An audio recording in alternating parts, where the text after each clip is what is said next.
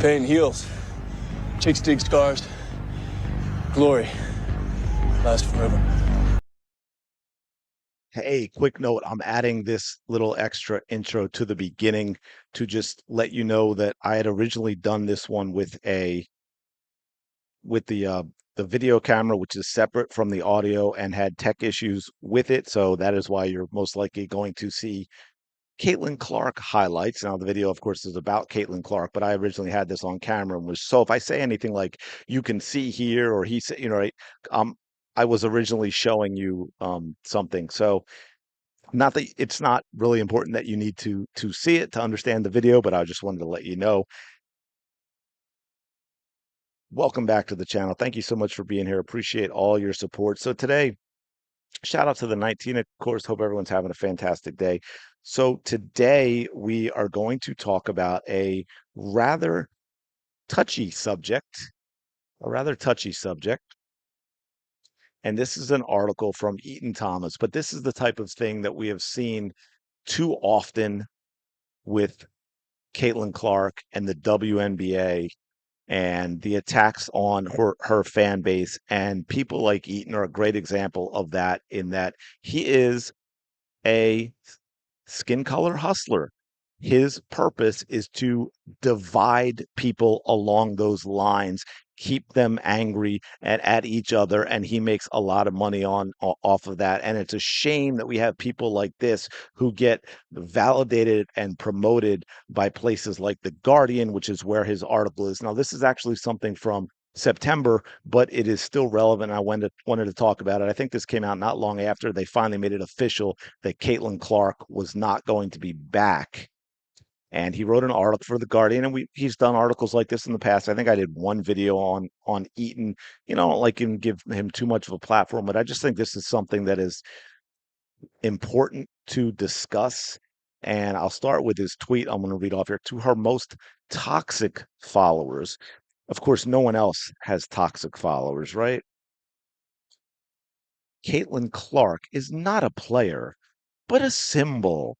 The great white hope, the white damsel under attack from jealous black opponents. Actually, no, she's just a great basketball player who is more entertaining to watch, and the first female basketball player to really have an impact in terms of the fans she has. And all the players in the league are jealous, not just the black ones. Anyway, it says with her sideline, those narratives lose their fuel, and that's why they're mad. Um, most of y'all are Caitlin Clark fans. Let me know in the comments. Is that why you're mad because you couldn't use Caitlin Clark to fuel a narrative, or are you mad because you really, really enjoyed watching Caitlin Clark play basketball and you miss it and you realize watching the rest of the league, while the Fever are a great story and we all still continue to support them, the basketball, if we're going to be blunt, not as good, not as entertaining without Caitlin Clark. It's Eaton says here from the article, the Caitlin Clark mob. Interesting choice of words, especially from someone who, if all of this were reversed, would talk about dog whistles all of the time. You could simply say, "Oh, I don't like watching that player play. It's just boring to me." And if you're talking about someone who tans well, to Eaton, that's a dog whistle. But if you flip it, well, you know what I'm saying. The Caitlin Clark mob doesn't care about her actual health. They're just mad they can't use her as their symbol for white grievance and white supremacy anymore until next season. This is some of the this I was going to say this really angers me, and it does, but I go through a lot of emotions. What really irks me is that mo all normal people see through this, and this is what's wild, and what gives me a little hope is that this is finally becoming an issue that is not, in terms of politics in America, not a left versus right. This is a normal people sick of this crap versus people still brainwashed or making money or getting power off of this crap. And I know that from talking to so many of you, people on the right. There are people way on the left, and they may be on the left in all these other issues that we consider politically. but they're normal people with common sense. And this they don't like because it didn't used to be this way, believe it or not. It actually was better, and we've gotten worse because people like Eaton have stoked the fires and they've figured out a way to make money off of this nonsense. And it's absolutely, to me, it's disgusting. And, his very headline of his article is Caitlin Clark's season is over, but the mob's anger isn't about her health. Have any of you angered, like disappointed, frustrated? Now, the one thing I will say is that some of us got angry about, but it isn't what Eaton's talking about, and that is anger at the way that it was handled by the Indiana Fever, how we kept getting these ridiculous non-answers, how we found out 3 weeks after it happened about her ankle injury, that we were getting conflicting reports from Fever beat writers that, oh, the ankle wasn't a setback at all. And then we're hearing, oh, no, she'd be back if it was just the groin, but the ankle set her back and now the ankle's a problem, right? Yeah, you might get a little angry at that. But it says, the Indiana Fever have shut down their star for the rest of 2025, and the toxic elements of her fan base have lost a culture war totem. Now, see, he got sneaky, and I'll give him credit for this. Is it showed a little bit of intelligence. He had her quote in here with her tweet. I think it was right. That's how she put it out. I had hoped to share a better update, but I will not be returning to play this season. Disappointed isn't a big enough word. This has been incredibly frustrating, but even in the bad, there is good. The way the fans continue to show up brought me as much joy and perspective. And then Eaton says it was a statement full of grace, perspective, and a focus on the team. Yeah, they love that. Again, we want to diminish Caitlin Clark, right? Let's focus on the team. Yet for the mob, not her fans, right? Words are important. Annika, are you out there? We always have these discussions. Words mean things, and people like Eaton completely change the meaning of words all of the time. That has attached itself to Clark. This was not enough. Their outrage was instantaneous, not because Clark is missing the rest of the year, but because they have lost the ability to use her as a weapon in their endless culture wars. Now, is there any proof of that? Did you ever notice there's no receipts? And this is why I get pissed off because, again, what he's talking about with this mob that has attached itself to Clark.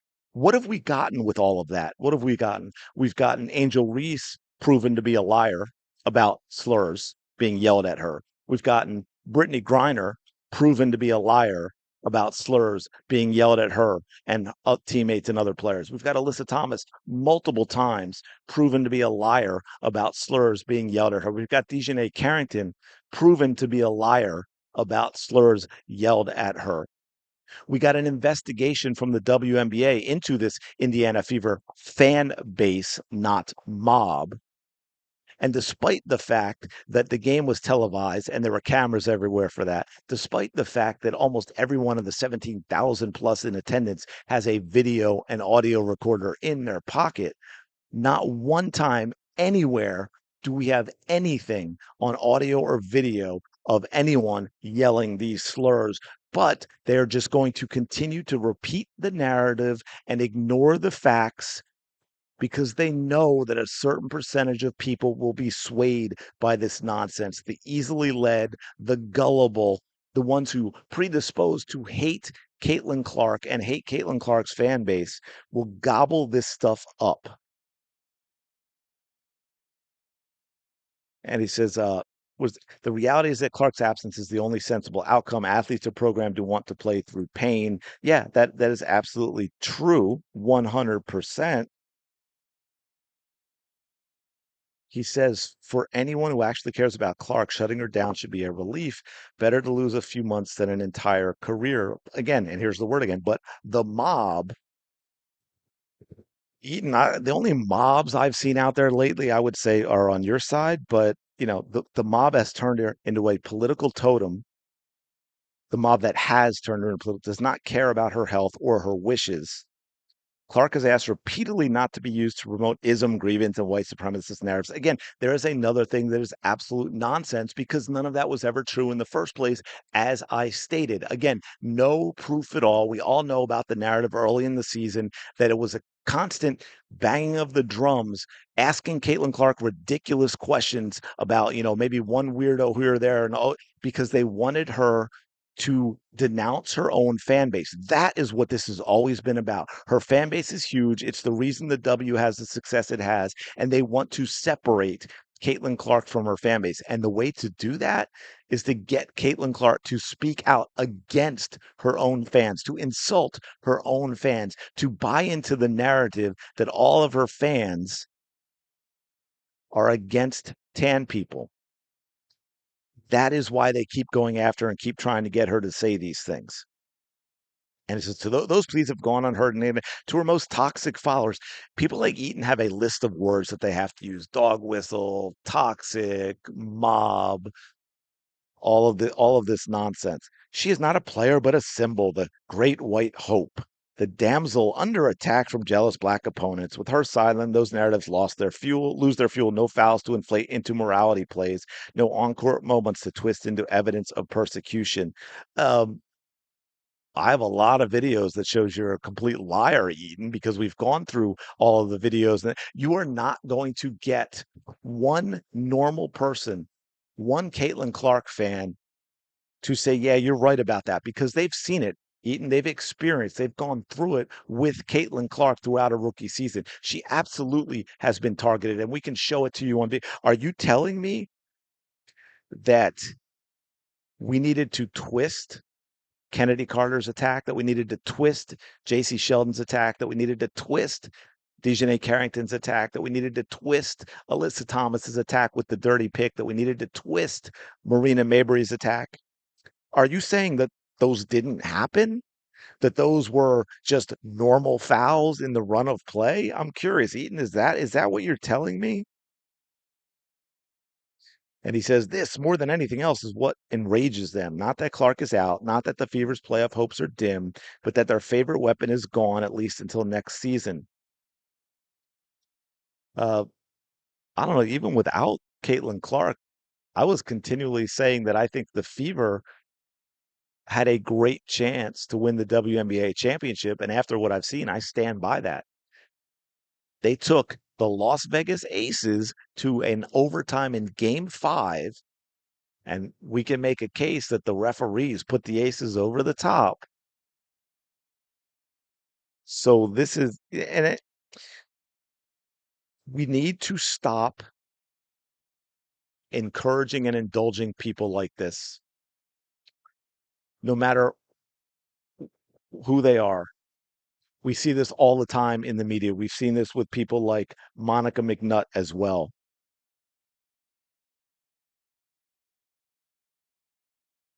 Shows what we all know, which is all our girls are playing sports now, and so it becomes part of our lives. And that it's that which makes it's is it that that's going to make it long-term commercially viable? Two things. I think it has to show up in our storytelling, and it has to be encouraged by our families. Yeah. To me, right? And so covering the WNBA this past season, Caitlin Clark's rookie year, for all of the conversation that surrounded her, some which was fair and some which wasn't, the one thing that I cannot deny is the amount of little girls that were showing up to follow her, little girls with their parents, and the fervor and the energy there. Why her? Same thing. Why her? Well, I was just about to say same thing for Angel Reese when I had a chance to cover their games. But I think Caitlin represented, and again, some of this to me probably is not fair to her because it was not anything that she said or was truly based on her personality, but she was a white girl from the middle of America. And so she represented a whole lot to a lot of people, whether that is truly what she prescribed to or not. We can.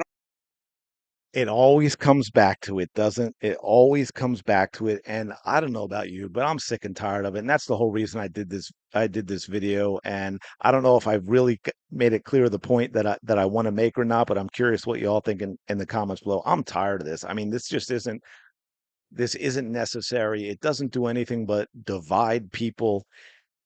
If Caitlin Clark had a tan and she was the exact same person, people would be watching her play ball. And it's also bizarre to hear this from someone like Monica McNutt, because I think we all know, and everything we know of her, that she is also going to be the one that is going to talk about, representation and seeing herself on the screen when it comes to movies and all of that nonsense, which we know has gone on. And so what if middle America embraces Caitlin? I mean, let's flip that again. Caitlin Clark has to be who she is. Caitlin Clark has to be the iconic logo 3 shooter and everything else that she brings to the game to make it entertaining for people to do that. There are plenty of other players that were in middle America that had the same lack of tan as Caitlin Clark, but they did not have Caitlin Clark's fan base, folks. And anyway, I'm so tired of this. I think it's important that we expose people like this because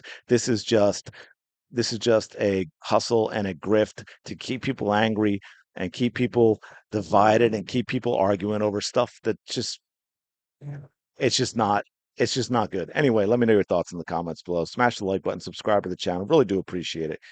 Go have the day you deserve.